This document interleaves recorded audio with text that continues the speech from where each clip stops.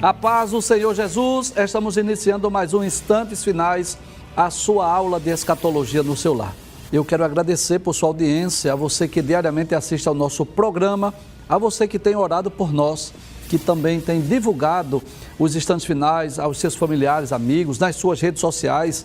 Que Deus te abençoe, que as bênçãos de Deus continuem sendo derramadas não só sobre você, mas também sobre toda a sua família. Eu gostaria de lembrar mais uma vez que você pode assistir a nossa programação não só pela TV, mas você pode assistir de qualquer lugar do Brasil e do mundo pelo YouTube. Inclusive no YouTube você tem duas opções. Tem o canal Rede Brasil Oficial e tem o canal IEADPE Oficial. Você também tem a opção de assistir pelo site www.iadpeplay.org.br e agora mais uma opção através do aplicativo Rede Brasil TV. Você pode baixar o aplicativo no seu Play Store e você pode assistir a programação do seu celular. Se você quer entrar em contato conosco, anote aí o número do WhatsApp 994661010. Se você está acompanhando diariamente o nosso programa, você sabe que nós estamos estudando o livro do Apocalipse. Nós já explicamos 13 dos 22 capítulos do livro, né? Já passamos dos 50% e eu espero que você esteja gostando do programa. Nosso desejo é que você esteja sendo edificado, que você possa crescer espiritualmente. Nosso objetivo aqui não é causar nenhum medo, nenhum pânico, nenhum pavor, pelo contrário, né? O nosso desejo é que você possa compreender o quanto o livro do Apocalipse é um livro maravilhoso, não é? Às vezes ficamos pensando, já imaginou se a Bíblia tivesse apenas 65 livros e ela encerrasse lá na Epístola Universal de Judas? Quantas dúvidas, quantos questionamentos nós teríamos acerca do porvir, acerca do futuro, né? Porque existem muitos temas que eles são mais específicos no livro do Apocalipse. Eu vou citar aqui alguns, por exemplo, o juízo final, a nova Jerusalém, o estado eterno e perfeito, são temas que nós vamos encontrar com muitos detalhes no livro do Apocalipse. Eu fico feliz quando encontro alguém que diz que outrora tinha medo do livro do Apocalipse e a partir do programa passaram a amar este livro e eu espero que você esteja amando, gostando da explicação, do comentário desse livro. É claro, não é? Você sabe disso, é um livro cheio de simbologia, é um livro complexo, não é? Muitos enigmas, muitas vezes nós citamos aqui, às vezes em um mesmo texto são 2, 3 interpretações diferentes, né?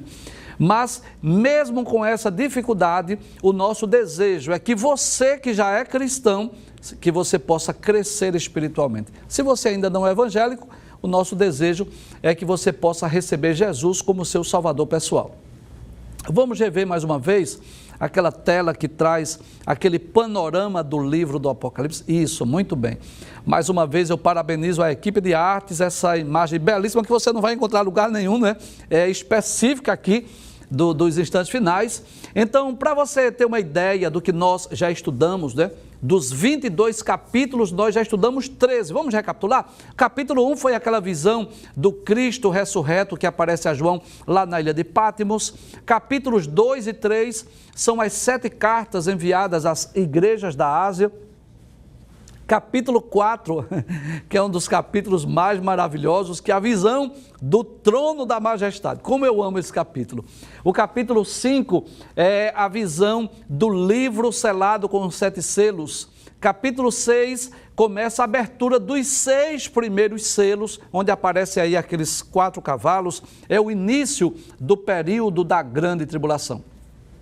O capítulo 7 trata de 2 temas principais, os 144 mil judeus e aquela grande multidão que ninguém podia contar que João viu lá no céu.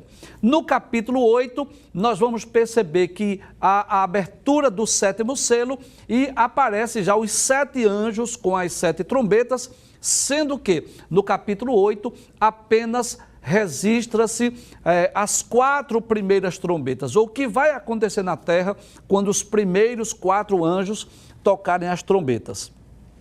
No capítulo 9, o toque da quinta e da sexta trombeta. No capítulo 10, aparece aí um ser angelical com um arco na sua cabeça, com um livro na sua mão, e ele dá esse livrinho para que João comesse.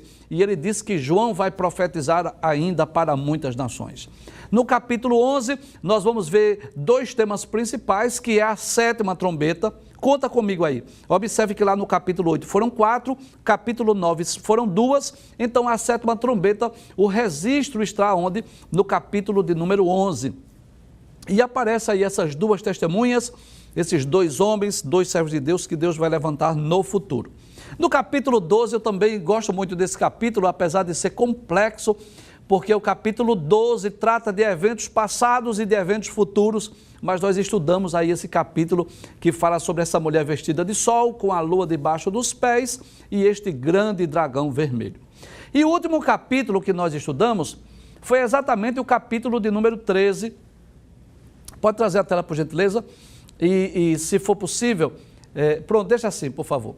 Então, o capítulo de número 13, nós estudamos exatamente sobre aquelas duas bestas, a primeira que sobe do mar e a segunda que sobe da terra, que são os dois líderes, o líder político, que é o anticristo, e o líder religioso, que é o falso profeta. Muito bem, é isso mesmo que nós estudamos nos programas anteriores. São dois homens que agirão na terra segundo a eficácia de Satanás. Esses dois homens serão instrumentos de Satanás, estarão governando o mundo durante os 7 anos de tribulação. Nós estudamos esse capítulo 13, que são 18 versículos, e inclusive nós concluímos o programa anterior falando exatamente sobre o 666, sobre esse sinal da besta, que será implantado nos homens no futuro, de forma que ninguém vai poder comprar ou vender se não tiver esse 666. Hoje nós vamos dar continuidade ao estudo do livro do Apocalipse e vamos iniciar o estudo do capítulo 14, que descreve 3 temas principais. Se você tiver com uma Bíblia, é muito importante que você esteja com a sua Bíblia, a não ser que você esteja em um local que não é possível você abrir a sua Bíblia, tudo bem. Mas se você estiver da sua casa, faça da sua casa uma sala de aula, né? Pegue caderno, caneta, a Bíblia, faça suas anotações. Surgindo dúvidas, você anota, escreve, depois você manda para o WhatsApp do programa, mas não precisa mandar agora. Sua pergunta não será respondida hoje. Você guarda, escreve, depois você digita aí e manda para o nosso WhatsApp, que é o 994661010. Então, no capítulo 14 do livro do Apocalipse, você vai perceber que trata de 3 temas principais. O primeiro é o Cordeiro e os seus remidos no Monte Sião, que é o tema que nós vamos estudar hoje. Abre a tela, por gentileza. Pronto. João teve essa visão aí do Cordeiro e uma grande multidão de 144 mil lá no Monte Sião. E os 2 temas, pode trazer a tela, por favor, que nós vamos estudar nos próximos programas, é exatamente sobre 3 anjos que anunciam os juízos, proclamam os juízos de Deus. É bom lembrar que esses anjos aqui nem são as 7 trombetas, nem as 7 taças. São 3 anjos que vão anunciar os juízos de Deus, e a ceifa e a vindima são 3 temas que são abordados neste capítulo. E nós vamos iniciar hoje falando exatamente sobre o Cordeiro e seus remidos do Monte Sião. A primeira coisa que nós gostaríamos de explicar, né, antes de explicarmos a partir do versículo 1, é que muitas vezes ocorre isso no livro do Apocalipse. Muitas vezes a visão está na terra, depois ela volta-se para o céu, depois volta para a terra novamente, né? Isso é muito comum no livro do Apocalipse. Então observe que no capítulo 13, João estava tendo uma visão da terra. Ele viu uma besta, uma fera, um animal feroz que sobe do mar, e o mar aí são as nações, e depois ele teve uma visão de uma besta, de outra fera, que dessa feita subia da terra. Mas observe agora no capítulo 14 que sua visão é voltada para o monte, para o alto. Então, o que nós podemos aprender só por esta imagem aí, só por esse início do período, do capítulo 4, que fala exatamente sobre esse período da grande tribulação. Enquanto aqui na terra estará havendo perseguição aos santos, enquanto aqui na terra o anticristo, o falso profeta, fará guerra aos santos, eu quero até ler esses textos. Observe, capítulo de número 13, versículo 7, falando acerca do anticristo, diz assim: e foi-lhe permitido fazer guerra aos santos e vencê-los. Então, Deus irá permitir que o anticristo faça guerra aos santos, aos crentes que estiverem na terra. Agora veja o que diz o versículo 15. E foi-lhe concedido que desse espírito à imagem da besta, para que também a imagem da besta falasse, e fizesse que fossem mortos todos os que não adorassem a imagem da besta. Então nós já falamos aqui que no período da grande tribulação haverá muita perseguição aos crentes, aos servos de Deus que estiverem na terra. Então muitos crentes serão mortos.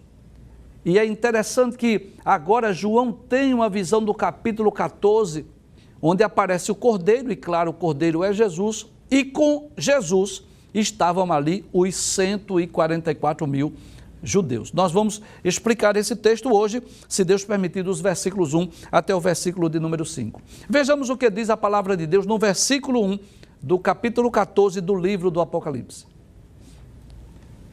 João diz: e olhei, e eis que estava o Cordeiro sobre o monte Sião. Mais uma vez eu quero lembrar aqui, eu quero esclarecer que essas imagens, elas são meramente ilustrativas. Nós não temos nenhum objetivo aqui de descrever o perfil, as características físicas da pessoa de Jesus. Não, não é esse o objetivo. É apenas para facilitar a nossa compreensão. Eu diria que esse é um dos grandes diferenciais do nosso programa. É a oportunidade de nós lermos o texto e vermos a imagem para apenas termos uma ideia, não é? Então, esse cordeiro que aparece aí, que é Jesus, né, está aí com os 144 mil judeus. Isto é uma imagem meramente ilustrativa para nós pelo menos termos uma ideia. Volta ao texto, por gentileza. Aí João diz: e olhei, e eis que estava o Cordeiro sobre o monte Sião. Que monte Sião é esse? O monte Sião é onde está edificada Jerusalém. É onde foi construído o templo também em Jerusalém. É um lugar sagrado para o povo judeu. Então, observe que o que dá-nos a entender quando lemos o texto é que Jesus, o Cordeiro e os 144 não estão literalmente no monte, eles estão sobre. É como se aquela visão de João, que a princípio estava olhando para o mar, quando surge uma fera, depois ele olha para a terra e surge outra fera, agora o seu olhar, ele olha para o alto.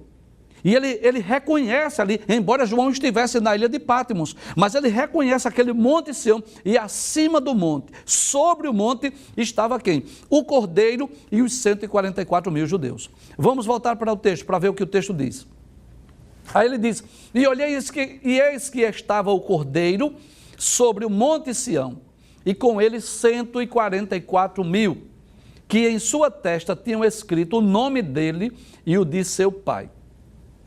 Bem, eu quero lembrar aqui que nós já estudamos acerca deste grupo, destes 144 mil judeus, que nós cremos na literalidade deste número. Esses 144 mil que aparece aí não é a igreja, porque é um grupo específico. Quando nós estudamos o capítulo de número 7 do livro do Apocalipse, nós vimos que estes 144 mil são selados por Deus. Os versículos 2 a 4 diz: e ouvi outro anjo subir da banda do sol nascente, e que tinha o selo do Deus vivo, e clamou com grande voz aos 4 anjos, a quem fora dado o poder de danificar a terra e o mar, dizendo: não danifiques a terra, nem o mar, nem as árvores, até que hajamos assinalado na testa os servos do nosso Deus. E ouvi o número dos assinalados, e eram 144 mil assinalados de todas as tribos dos filhos de Israel. Então, nós já estudamos sobre esse grupo. Nós já dissemos no capítulo 7 que a missão deles é pregar o evangelho do reino.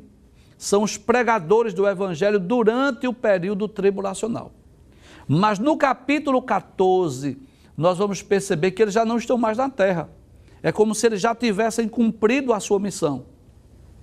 É como se eles já tivessem pregado o evangelho e agora eles já aparecessem lá no Monte Sião. Ora, nós lemos também no capítulo de número 13 do livro do Apocalipse, o versículo 15, que aqueles que não adorassem a imagem da besta seriam mortos. Então, dá-nos a entender que esses 144 mil judeus, eles foram mortos exatamente por não adorarem a imagem da besta, exatamente por não participarem do culto pagão, do culto idólatra, de adoração ao anticristo, e agora eles são vistos onde? Sobre o Monte Sião. Mas com quem ele está? Ele está com o Cordeiro. Volta o texto mais uma vez para nós relermos. E olhei, e eis que estava o Cordeiro sobre o Monte Sião, e com ele 144 mil, que nós cremos que é o mesmo grupo, que em sua testa tinha escrito o nome dele e o de seu pai. É claro que nós entendemos, pode trazer a tela, por favor, que existe uma diferença entre os assinalados por Deus e os assinalados pela besta, que tem o selo da besta, o 666. O selo da besta, nós dissemos aqui que é algo físico, que pode ser um chip ou um recurso tecnológico, sei lá, uma espécie de um QR Code, por exemplo, que vai ser colocado nos homens. Detalhes, eu não estou dizendo que é o chip, nem o QR Code, eu estou dando suposições, né? Então, nos homens que estiverem a marca da besta, será literal essa marca. Nos servos de Deus é espiritual. Então, o texto diz, abra a tela mais uma vez, por favor, que eles têm na sua testa, tinha escrito o nome dele, ou seja, o nome do Cordeiro e o nome do seu pai. Então, é como se esse grupo tivesse sido assinalado, tivesse sido escolhido para uma missão especial, já haviam cumprido a sua missão e agora estavam aonde? Estavam lá no Monte Sião. Veja o que diz o versículo de número 2. Aí diz, e ouvi uma voz do céu, como a voz de muitas águas, e como a voz de um grande trovão, e uma voz de arpistas que tocavam com a sua harpa. Bem, o texto não diz de quem era essa voz. Pode trazer a tela? Mas tudo nos leva a crer que é a voz do próprio Deus. Veja que João descreve algumas características dessa voz. Não era uma voz humana qualquer. Não era uma voz de um homem que João estivesse acostumado a ouvir. João disse que a voz era como o quê?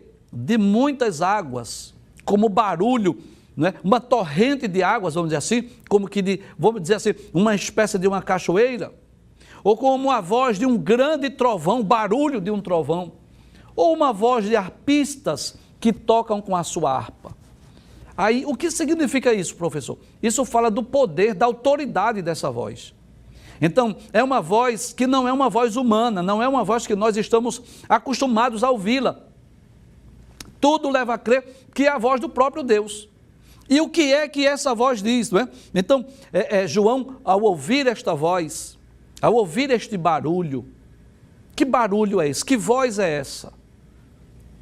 Que estrondo é esse, como que de muitas águas, como de um trovão, ou como o toque de arpistas quando estão tocando o seu instrumento? Veja o que diz o versículo 3. Aí ele diz, versículo de número 3. Aí agora João tem uma visão lá do céu, do trono. Ele diz, e cantavam como cântico novo diante do trono, e diante dos 4 animais e dos anciãos. Para aí essa imagem, por favor, para nós relembrarmos aquilo que nós já falamos. Pode deixar essa tela aí, por gentileza. Então, observe que aí está, mais uma vez, aquela visão que nós estudamos lá no capítulo de número 4. Esses 4 animais simbólicos que nós já dissemos, são espécie de querubins, esses 24 tronos que estão ao redor do trono de Deus, são aqueles 24 anciãos, que tudo nos leva a crer que são 12 patriarcas e os 12 apóstolos, representando o quê? Todos os salvos do Antigo e do Novo Testamento.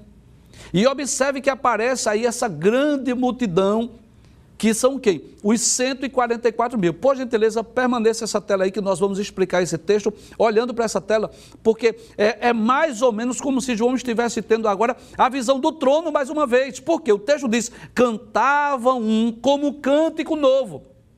Então, era uma música nova, era uma nova canção.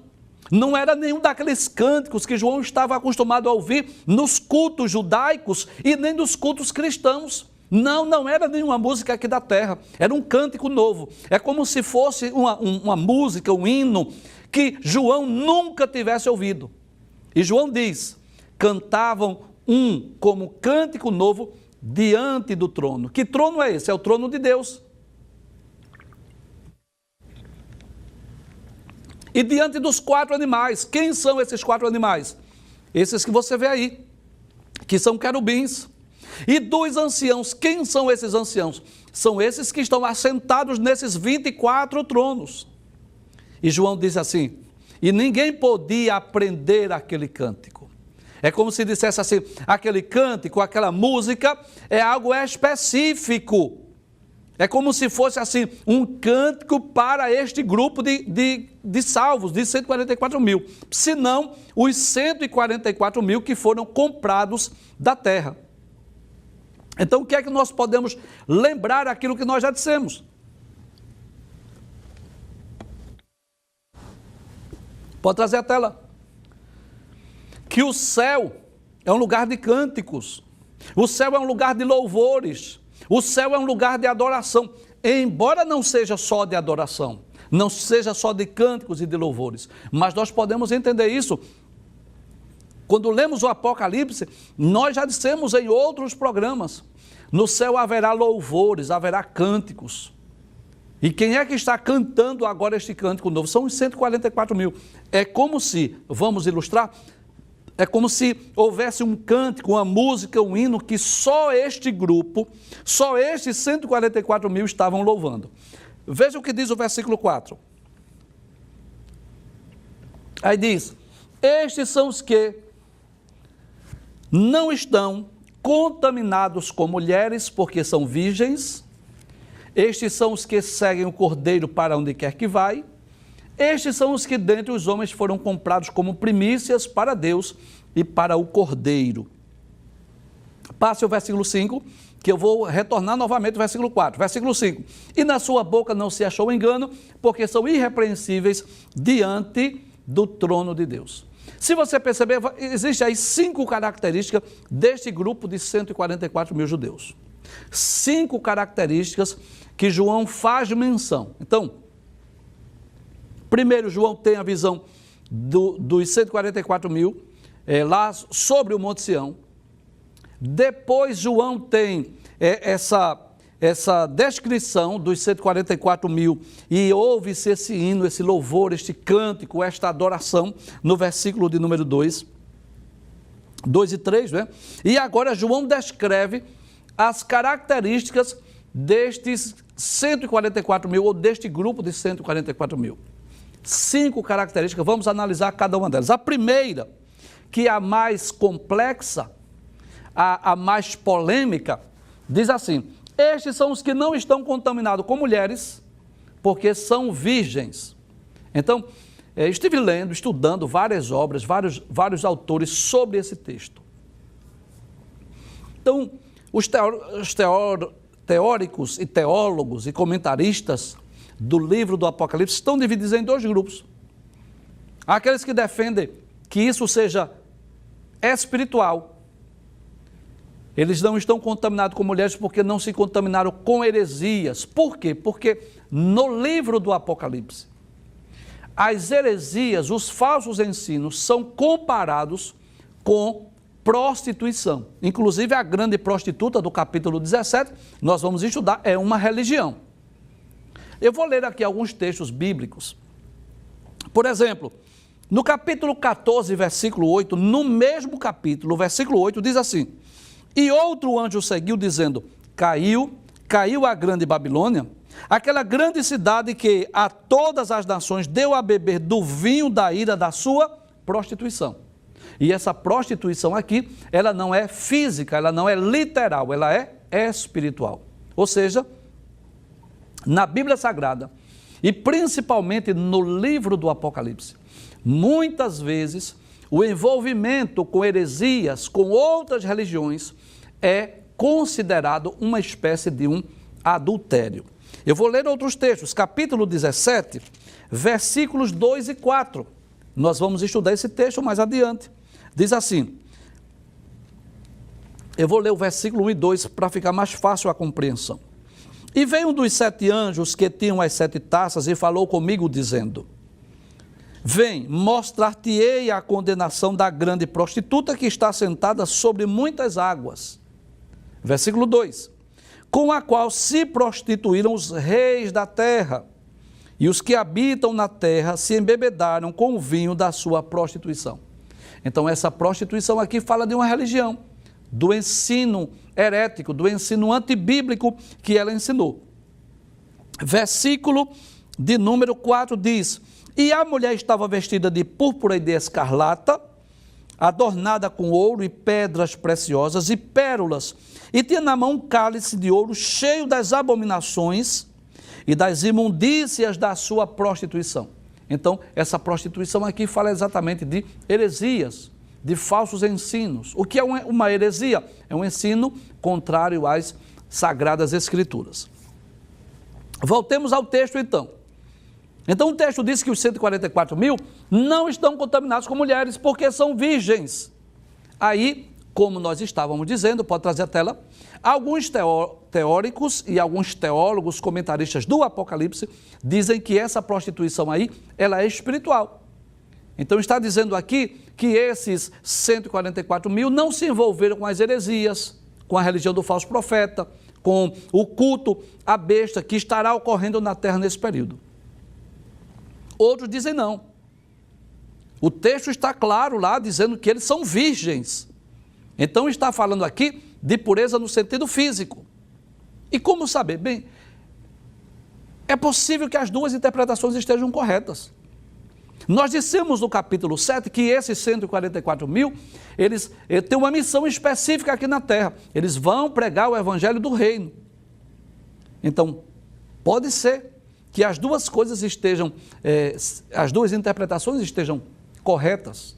Pode ser que sejam jovens, solteiros, homens que não casaram. Não que o casamento seja pecado, todos nós sabemos disso. O casamento foi instituído por Deus. Mas pode ser que desses 144 mil judeus que Deus vai escolher no período sombrio da grande tribulação para pregar o evangelho, pode ser que sejam jovens, solteiros, que não tenham famílias, que não tenham esposas, que não tenham filhos, para que eles possam cumprir a sua tarefa, a sua missão de pregar o evangelho nesse período conturbado de perseguição. Agora, posso ter certeza de uma coisa, que esses jovens, que esses 144 mil, eles foram mortos exatamente porque não adoraram a besta, ou seja, então eles eram puros, tanto no sentido físico, quanto no sentido espiritual. Segunda característica, pode abrir a tela por gentileza, diz, estes são os que seguem o Cordeiro para onde quer que vai. Ou seja, o que podemos dizer é que estes 144 mil tomaram a decisão de seguir o Cordeiro aqui na terra. E seguir o Cordeiro, seguir a Cristo, não é uma tarefa fácil. É fácil até se dizer cristão, é fácil até se dizer evangélico, mas seguir o Cordeiro não é fácil. O próprio Jesus disse assim, olha, se alguém quiser vir após mim, como que diz assim? Eu não obrigo, a opção é sua. Mas se alguém quiser vir após mim, aí Jesus disse, negue-se a si mesmo. Tome cada dia a sua cruz e siga-me. Então, seguir a Cristo é sinônimo de renúncia, de sofrimento. Todos aqueles que servem e seguem a Cristo devem estar dispostos a enfrentar sofrimentos, perseguições. Isso ocorreu desde os tempos passados, hoje existe e no futuro numa intensidade muito maior. Agora, aqueles que se dispõem a seguir a Cristo, o que é que vai acontecer? No final da jornada aqui da terra vão encontrá-lo. Vão encontrar Jesus. Então, o texto diz, estes são os que seguem o Cordeiro, pode abrir a tela, para onde quer que vai. Então, observe que coisa interessante. Se eles seguiram a Cristo aqui na terra e enfrentaram perseguições, enfrentaram martírio, né? Foram presos, foram mortos, agora qual é o destino deles? Estarem com Cristo no céu. Em outras palavras, se você estiver disposto a pagar o preço da renúncia, do sofrimento que advém sobre aqueles que servem e seguem a Cristo, você terá como recompensa, no final desta vida, você está com Cristo, presente com Ele por toda a eternidade. Então, seguir a Cristo aqui na terra, é claro que nós temos a presença do Espírito Santo em nós, e em certo aspecto ele já está conosco, já está entre nós, porque ele disse, eis que eu estou convosco todos os dias. Mas no futuro, quando nós passarmos para outra vida, nós é que estaremos com ele. Nós seremos levados para o reino da imortalidade, como ocorreu com esses 144 mil judeus. Terceira característica, pode abrir a tela, diz, estes são os que dentre os homens foram comprados como primícias para Deus e para o Cordeiro. Então veja que coisa interessante. Cristo não comprou somente um grupo de 144 mil judeus, não. Cristo comprou homens de toda tribo, de toda raça, de toda língua, de todo povo e nação. Isso está muito claro nas páginas da Bíblia. Apocalipse, capítulo 5, versículo 9. Veja o que diz. E cantavam um novo cântico dizendo, digno és de tomar o livro e de abrir os seus selos, porque foste morto, e com o teu sangue compraste para Deus homens de toda tribo e língua e povo e nação. Mas observe que, embora Cristo tenha comprado homens de toda tribo, língua e povo e nação, houve um grupo que chama-se de primícias. E o que são primícias? São aqueles que foram os primeiros a serem comprados. Dá-nos a entender que estes 144 mil são aqueles que serão comprados como primícias durante a grande tribulação. Nós já vimos no capítulo 7, versículos 2 a 4, que eles serão assinalados, serão preservados por um pouco de tempo, mas que depois eles serão mortos e aparecem onde? Aparecem no Monte Sião. Então, eles foram comprados como primícias para Deus. Finalmente, o versículo 5, que é o último texto que nós vamos estudar hoje, a quarta característica, diz assim, e na sua boca não se achou engano, ou seja, não se achou maldade na vida destes 144 mil, não se achou mentira, não se achou pecado, não se achou falsos testemunhos, por exemplo, não houve engano, mentira na sua boca. E essa, claro, é uma das características daqueles que vão habitar no céu, daqueles que vão povoar o céu. Lá no Salmo de número 32, o verso 2, Salmo de número 32, verso de número 2 diz assim, bem-aventurado o homem a quem o Senhor não imputa maldade e em cujo espírito não há engano. Então é feliz, é bem-aventurado aquele em cuja boca não há engano. Sofonias, livro do profeta Sofonias, capítulo de número 3 e o versículo 13 diz assim, o remanescente de Israel não cometerá iniquidade, nem proferirá mentira, e da sua boca não se achará língua enganosa, porque serão apacentados, deitar-se-ão e não haverá quem os espante. Então, os verdadeiros, os autênticos servos de Deus, uma das características dos servos de Deus é que na sua boca não existe engano, não existe maldade, não existe mentira, não existe falsos testemunhos. Finalmente, em quinto lugar, a quinta característica desse grupo está ainda no versículo 5, pode abrir a tela, por favor? Aí diz, porque são irrepreensíveis diante do trono de Deus. E o que é uma pessoa irrepreensível? É uma pessoa que anda de forma correta, de forma digna, procurando agradar a Deus para que não venha a ser vítima de repreensões, para que não venham a ser repreendidos. E lendo a Bíblia Sagrada, nós vamos perceber que esse é o desejo de Deus para cada um de nós. Aos Filipenses, capítulo de número 2, versículos 14 e 15, veja o que a palavra de Deus nos diz, que é a quinta característica desse grupo de 144 mil judeus que foram salvos. Aos Filipenses, capítulo 2, versículos 14 e 15, diz assim: fazei todas as coisas sem murmurações nem contendas, para que sejais irrepreensíveis e sinceros, filhos de Deus inculpáveis, no meio de uma geração corrompida e perversa, entre a qual resplandeceis como astros no mundo. Então, o desejo de Deus é que os seus servos sejam irrepreensíveis e sinceros.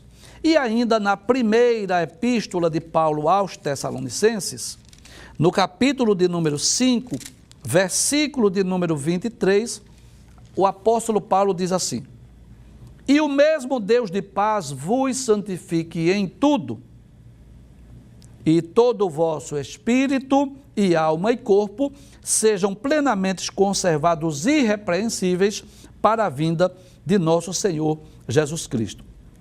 Então, mais uma vez, a palavra diz que o crente, o servo de Deus, deve se conservar de que forma? Irrepreensível. Então, o que é que nós podemos aprender aí nessas 5 características? Eu posso dizer que são características daqueles que vão morar no céu, né? Nós vamos perceber aí que não vão se contaminar com heresias, com falsos ensinos, com falsas religiões. São aqueles que seguem o Cordeiro, que vão procurar servir e agradar a Cristo enquanto estiver aqui na terra. São aqueles que foram comprados como primícias para Deus, porque também foram comprados pelo sangue de Jesus. Aqueles que na sua boca não achou engano, não achou mentira, não achou maldade, não achou falso testemunho, e aqueles que são irrepreensíveis diante do trono de Deus. Então, o que é que nós podemos aprender nesse texto, capítulo 14, versículos de 1 a 5? Que durante o período sombrio da grande tribulação, como diz o capítulo 13, haverá perseguições aos santos. Aqueles que não se curvarem à estátua, à imagem da besta, serão perseguidos e mortos. Mas, quando João olhou, ele viu aqueles 144 mil com o Cordeiro sobre o Monte Sião. É como se Jesus estivesse dizendo: aguenta firme, ainda que vocês sejam perseguidos, ainda que vocês sejam mortos, lembre-se que há um lugar aqui reservado para vocês. É a certeza que o crente tem, que ainda que neste mundo nós sejamos desprezados, maltratados, menosprezados, perseguidos e mortos, mas que na verdade o nosso lugar não é aqui, o nosso destino eterno é lá no céu, onde está o Cordeiro de Deus.